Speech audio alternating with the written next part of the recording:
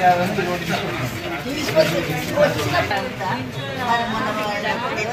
వాగ్దానం చేసింది కాదు పైసలు ఇస్తాం 4000 నాకు ఇనే ఓర్కలేదు చాలు నేను ఇచ్చేటట్టు నాకు అంతే మట్టుగా మేమేం అడగలేదు నేను ఇవ్వాలంటే కాదు నాన్న ఇవాళ ఇస్తారు పెట్టాను కాదంటలేదు నాన్న ఇవాళ ఇచ్చిన వాగ్దానం మాట మళ్ళీ ఓట్లు గెలిచినాక రాదు వాగ్దానం చెయ్యి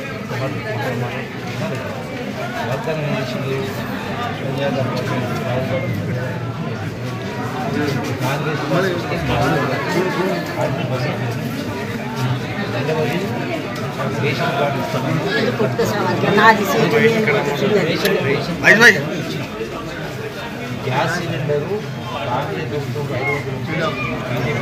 ఇప్పటి వరకు 500 ఉంటే ఏక పైసా తక్కువ కాదు సమయం కాకపోయి ఉంది దానికి ఇల్లు తిరిగి అవి రాసుకొని వాటిని జమ ఇక్కడ ఎవరో కొన్ని ఫోన్ చేయకపోయింది ఇప్పుడు అందుకనే అది చేసి ఏర్పాటు చేస్తాం దీంతో పాటుగా గ్రామాలలో వ్యవసాయం ఉంటుంది గతంలో 20,000 కోట్ల రూపాయలు రైతుల అప్పులు మాఫీ చేయడం జరిగింది 200 కరెంటు ఫ్రీ 200 కరెంటు వీరోడు కరెంటు ఫ్రీ కట్టాలనుకోకుండా 200 కరెంటు ఫ్రీగా ఇవ్వడం జరిగింది డబుల్ కూడా ఇందిరమ్మ ఇల్లు నేను ఒక ముచ్చట అడుగుతున్నా కరెంటు ఫ్రీ అన్నోళ్ళు ఇప్పుడు మళ్ళీ ఎందుకు బిల్లు చేస్తారు మళ్ళీ 200 యూనిట్ల కరెంటు వరకే ఫ్రీ 200 కంటే పైన ఉంటే బిల్లు కట్టాల్సిందే ఓ మహాభారతం చదివిరా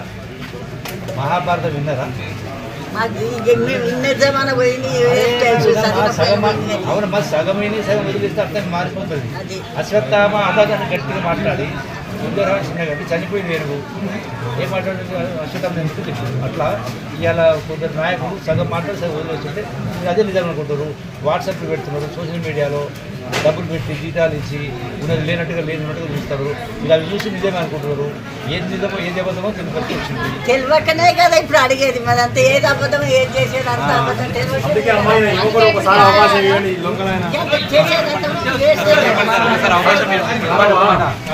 కేసీఆర్ 10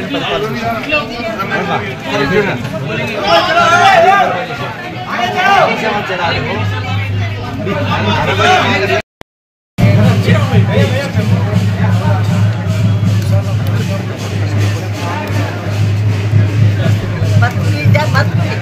ఓట్లు వేయగానే గెలుపుని పక్కుని మీది మీరగానే ప్రచారం చేసేటప్పుడే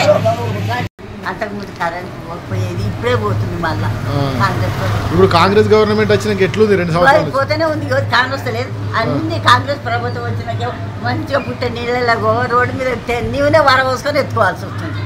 మోరీలు నిండితే లోపలికి ఏం పోయేది మాకు తెలియదు అందరూ వస్తారు అంత ముందరికి ఇప్పటికి ఎట్లుందమ్మా పాలన ఎవరు వచ్చినా ఎవరన్నా వెళ్తున్నారు పద్మ నేను అడిగితే ఒకదాన్ని ఏమవుతుంది